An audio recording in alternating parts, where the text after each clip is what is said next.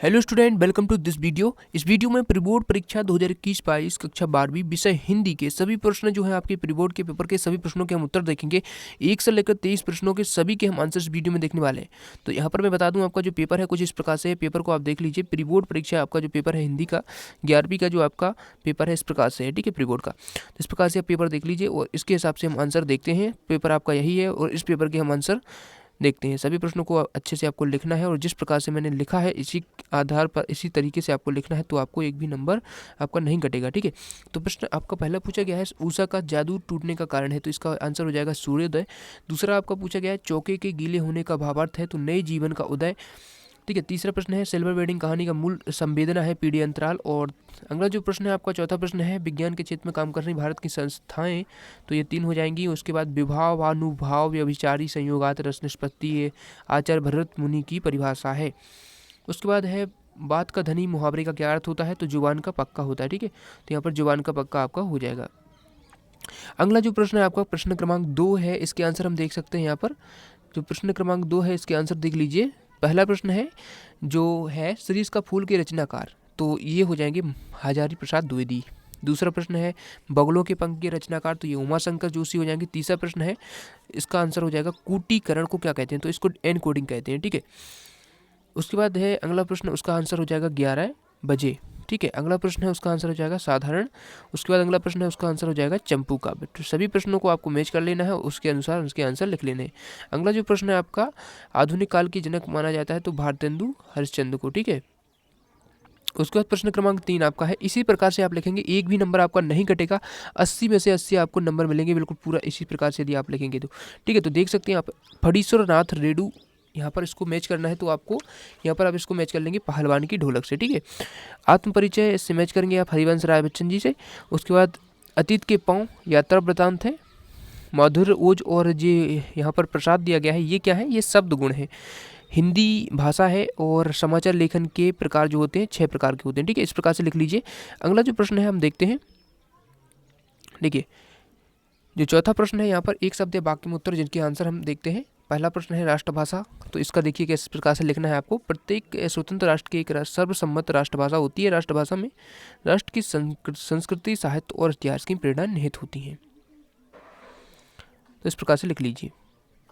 अगला प्रश्न पूछा गया है कविता का पहला उपकरण क्या है, तो इसका आंसर हो जाएगा शब्द, ठीक है। ये आपका प्रश्न बैंक से ही आया है, ठीक है। अगला प्रश्न है यशोधर बाबू ने मैट्रिक की परीक्षा किस स्कूल से पास की थी, तो रेमजे स्कूल से पास की थी, ठीक है। उसके बाद मैं पढ़ लिख कर वकील बनूंगा, अछूतों के लिए कानून बनाऊंगा और छुआछूत को खत्म कर दूंगा, कथन किसका है, तो ये भीमराव अम्बेडकर का कथन है। अगला प्रश्न है आपका राजा ने लुट्टन से क्या कहा, तो यहाँ पर ये आपका प्रश्न है। उससे पहले आपका 5वां प्रश्न है कि कविता पंख लगाकर कहाँ कहाँ उड़ सकती है, तो इसका आंसर ये हो जाएगा। उसके बाद राजा ने लुट्टन से क्या कहा, इसका आंसर ये हो जाएगा, ठीक है, तो लिख लीजिए।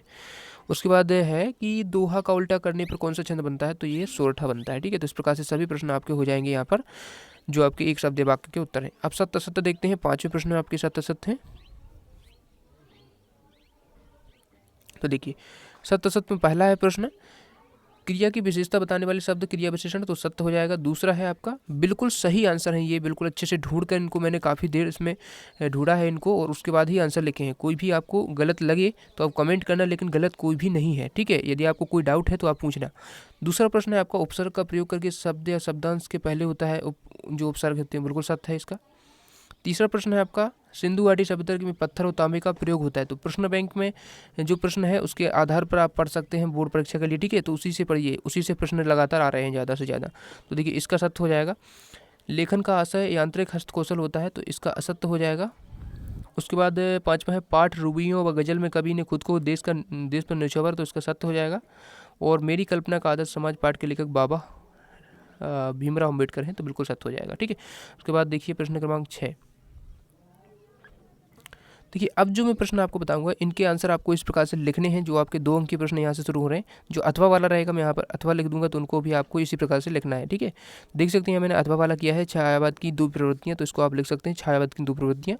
बिल्कुल अच्छी हैंड राइटिंग में जिस प्रकार से लिखा हुआ है इसी प्रकार से आप लिखेंगे, एक भी नंबर नहीं आपका कटेगा। ठीक है, देख सकते हैं छायावाद में व्यक्तिगत भावनाओं की प्रधानता है। यहाँ कभी अपने सुख और हर सुख को ही वाणी प्रदान करते हुए खुद को व्यक्त करता है। तो इस प्रकार से पूरा लिख लीजिए। दूसरी विशेषता है यहाँ पर श्रृंगार भावना, इसको भी आप लिख लेंगे। ठीक है, उसके बाद अगला है आपका प्रश्न क्रमांक 7 है, जिसमें पूछा गया है आपसे कि बच्चे किस बात की आशा में नीड़ों से झांक रहे होंगे। तो इसका देखिए इस प्रकार से आंसर लिखेंगे।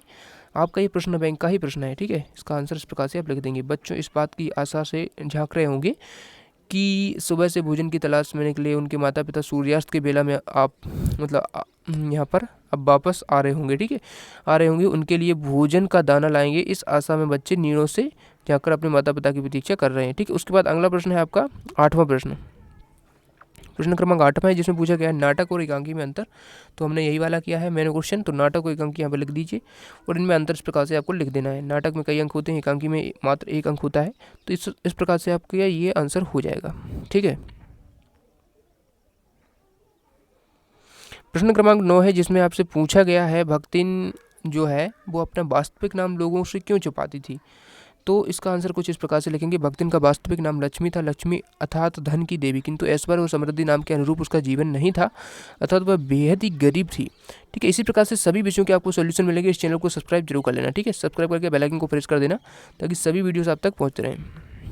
अगला प्रश्न है आपका 10वां प्रश्न है, जिसका हमने अथवा वाला किया है, जिसमें पूछा गया था कि मोहनजोदड़ो के घरों की विशेषताएं आपको बतानी है। कोई 2 विशेषताएं यहाँ पर लिख दी हैं, दोनों विशेषताएं, तो दोनों विशेषताओं को एज इट इज आप लिख लेंगे। ठीक है, वीडियो पॉज करके आप लिख सकते हैं। साथ ही टेलीग्राम चैनल को ज्वाइन कर लीजिए, वहाँ पर PDF इनका हम अवेलेबल करा देंगे। ठीक है, लिंक डिस्क्रिप्शन में मिल जाएगी, PDF वहाँ से डाउनलोड कर पाएंगे आप टेलीग्राम चैनल की। अगला प्रश्न है आपका 11वां प्रश्न है। ठीक है, अब तक 10 तक जो प्रश्न थे आपको पता चल गया किस प्रकार से लिखना है, उस हिसाब से आपको इसी प्रकार से आगे के जो प्रश्न है वो इसी प्रकार से लिखना है। 11वें प्रश्न का अथवा वाला हम कर रहे हैं, तो इसका देखिए इस प्रकार से आप लिखेंगे। 11वां है फीचर लेखन क्या है, ये पूछा था। तो फीचर समाचार पत्रों में प्रकाशित होने वाले किसी विशेष घटना, व्यक्ति, जीव जंतु, तीज त्यौहार, दिन, स्थान, प्रकृति, परिवेश से संबंधित व्यक्तिगत अनुभूतियों पर आधारित वह विशिष्ट आलेख होता है जो कल्पनाशीलता और सृजनात्मक कौशल के साथ मनोरंजक और आकर्षक शैली में प्रस्तुत किया जाता है। ठीक है, अब अगला प्रश्न है, देखिए 12वां प्रश्न है आपका। इसमें पूछा गया है अभिधा शब्द शक्ति की परिभाषा उदाहरण सहित लिखिए। तो अभिधा शब्द शक्ति की परिभाषा इस प्रकार से लिखेंगे और उसका उदाहरण इस प्रकार से आप लिख देंगे। ठीक है, 2 उदाहरण यहाँ पर दिए गए हैं। अपना घर सबको प्यारा होता है, उसके बाद राम के पिताजी बीमार हैं। इस प्रकार से दोनों उदाहरण आपको लिख लेना है। ठीक है, अगला जो प्रश्न है आपका यहाँ पर दिया गया है आपको 13वां प्रश्न है, जिसमें हमने अथवा वाला किया है, जिसमें हमने किया है भ्रांतिमान अलंकार की परिभाषा उदाहरण सहित। ठीक है, तो देखिए इसका आंसर कुछ इस प्रकार से आप लिखेंगे, जहां प्रस्तुत वस्तु को देखकर उसका किसी विशेष समानता के कारण किसी दूसरी वस्तु का भ्रम हो जाए, वहां पर क्या होता है, भ्रांतिमान अलंकार। ठीक है, तो इस प्रकार से इसका आंसर लिख दीजिए। यहाँ पर उदाहरण है, इसको भी लिख सकते हैं, एक उदाहरण आप लिख सकते हैं, एक इसको लिख दीजिए। ठीक है, यदि सभी लिखना चाहें तो सबको लिख सकते हैं। अगला प्रश्न देखते हैं, प्रश्न क्रमांक 14 है, जिसमें उपसर्ग और प्रत्यय में आपसे पूछा गया है उपसर्ग और प्रत्यय क्या होते हैं। ठीक है, अथवा वाला हमने किया है, तो उसमें दोनों में अंतर लिखते हुए दोनों को एक एक उदाहरण लिखना है। तो देखिए उपसर्ग इस प्रकार से आप लिख सकते हैं, प्रत्यय इस प्रकार से लिख सकते हैं और उदाहरण यहाँ पर लिखे हुए हैं। ठीक है, इसमें इसका उदाहरण यहाँ पर लिखा हुआ है। ठीक है, इस प्रकार से आपका आंसर हो जाएगा। ठीक है, इस प्रकार से लिख लीजिए। अगला प्रश्न देखते हैं। अगला प्रश्न जो आपका दिया गया है यहाँ पर, देखिए प्रश्न क्रमांक 15 है आपका, इसमें अथवा वाला हमने किया है, तनु को गाय का शुद्ध दूध पिलाओ, उसका घर में चाय नाम मात्र को बची है। इस प्रकार से प्रश्न क्रमांक 15 हुआ। प्रश्न क्रमांक 16 देखते हैं, जल्दी जल्दी देखते हैं ताकि वीडियो ज़्यादा लंबा ना हो। प्रश्न क्रमांक 16 में आपसे पूछा है रघुवीर सहाय का आपको साहित्यिक परिचय यानी कि आपको काव्यगत परिचय देना है। तो इस प्रकार से दे सकते हैं, यहाँ पर 2 रचनाएं उनकी लिख दीजिए, भाषा शैली लिख दीजिए, उसके बाद यहाँ पर साहित्य में स्थान लिखना चाहे तो लिख दीजिए, वैसे उसमें है तो नहीं कि लिखना है, 2 ही पॉइंट आपसे पूछे हैं। ठीक है, उसके बाद प्रश्न क्रमांक 17 है, हजारी प्रसाद द्विवेदी का आपको लिखना है साहित्यिक परिचय यानी कि जो उनका कवि परिचय है। ठीक है, लेखक परिचय। तो इस प्रकार से 2 रचनाएं भाषा शैली आप लिख दीजिए। उसके बाद साहित्य में स्थान लिखना चाहें तो लिख दीजिए, अन्यथा ना लिखिए क्योंकि इसमें केवल 2 ही पॉइंट पूछे गए हैं आपके पेपर में। उसके बाद देखिए अगला प्रश्न हम देखते हैं, 18वां प्रश्न है, जो कि इसमें पूछा गया है मेरे सपनों का भारत शीर्षक पर कोई एक अनुच्छेद आपको लिखना है। तो 18वें प्रश्न का आंसर आप देख सकते हैं, मेरे सपनों का भारत वो भारत है जो सभी के लिए बराबर रोजगार के अवसर प्रदान करता है, जिससे हम सभी हमारे देश के विकास और सुधार के लिए काम करें। तो इस प्रकार से इसका आंसर आप लिख पाएंगे। ठीक है, ये 3 नंबर में है, आप इसको इस प्रकार से लिख सकते हैं। अगला प्रश्न आपको पूछा गया है 19वां प्रश्न है, जिसमें अपठित गद्यांश पढ़कर या काव्यांश पढ़कर आपको प्रश्नों के उत्तर लिखना है। तो इसको अपने हिसाब से भी आप कर सकते हैं, वैसे इसको इस प्रकार से भी आप लिख सकते हैं। ठीक है, इसके तीनों आंसर हमने लिख दिए हैं। यहाँ पर जो प्रश्न पूछे गए हैं उनके आंसर यहाँ पर इस प्रकार से हैं। 20वां प्रश्न है आपका, इसमें पद्यांश सहित आपको व्याख्या करनी है। तो जैसे देखिए, इसमें हमने जो जोर जबरदस्ती से बात की चूड़ी मर गई और वह भाषा में बेकार घूमने लगी, इस वाले का हमने यहाँ पर किया है। ठीक है, जो व्याख्या यहाँ पर लिखी हुई है, तो कुंवर नारायण जी द्वारा रचित है, बात सीधी थी पर कविता से लिया गया है। तो इस प्रकार से संदर्भ लिख दीजिए, प्रसंग इस प्रकार से आप लिख दीजिए, और भावार्थ यानी व्याख्या इस प्रकार से इसकी लिख दीजिए। काव्य सौंदर्य जरूर लिखें, क्योंकि काव्य सौंदर्य लिखते हैं तो आपको 4 में से 4 नंबर पूरे मिलते हैं। ठीक है, तो काव्य सौंदर्य आप बिल्कुल ना छोड़ें। ठीक है, इसका काव्य सुंदर लिख दीजिए। उसके बाद 21वां प्रश्न है, जिसमें आपको संदर्भ प्रसंग करना है गद्यांश की। ठीक है, तो गद्यांश की करनी है। गद्यांश आपको दिया गया है, जो दिया गया है इसमें आपको, मैं प्राय सोचती हूँ कि जब ऐसा बुलावा आ पहुँचेगा जिसमें न धोती साफ करने का आकाश रहेगा, इस प्रकार से जो आपका है। तो इसका देखिए, ये भक्तिन से अवतरित है और स्मृति की रेखाएं में संकलित है। ये आधुनिक युग की मीरा यानी कि महादेवी वर्मा द्वारा रचित है।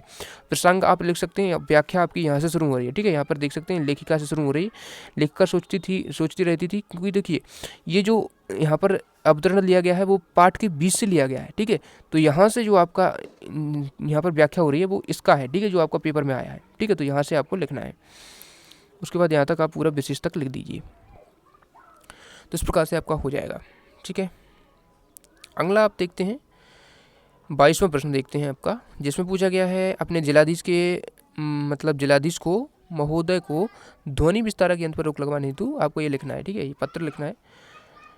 तो आवेदन पत्र इस प्रकार से आप लिख सकते हैं। यहाँ पर सेवा में जिलाधीश जो भी जिला है आपका उसको लिख दीजिए, यहाँ पर ये लिख दीजिए। उसके बाद आप सब लोग लिख ही लेंगे और डेट अपने हिसाब से आप डाल दीजिए। ठीक है, अगला प्रश्न देखते हैं। 23वां प्रश्न है, स्वच्छता अभियान पर हमने निबंध लिखा है। दूसरा जो पॉइंट है आपका देखिए, स्वच्छता अभियान, उसमें 4-5 विषय दिए गए जिसमें हमने स्वच्छता अभियान पर निबंध लिखा है। इसको आप लिख सकते हैं। यहाँ पर कोई अपने हिसाब से आप जो भी विषय चुने उसको लिख सकते हैं। ठीक है, इस प्रकार से मैं पूरा बता देता हूँ, इसको लिखते जाइए इसको आप पूरा।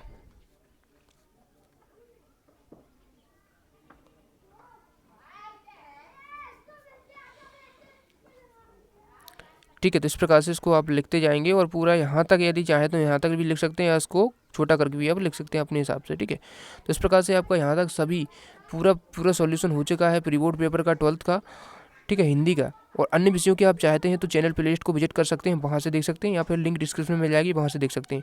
और इस चैनल को सब्सक्राइब जरूर कर लेना, क्योंकि सब्सक्राइब कर लेंगे तो सभी वीडियोस आप तक टाइम टू टाइम पहुँचते रहेंगे। और बेल नोटिफिकेशन को ऑन कर लेना है, ऑल बटन पर सेट कर लेना। और वीडियो पसंद आया तो वीडियो को लाइक जरूर करना।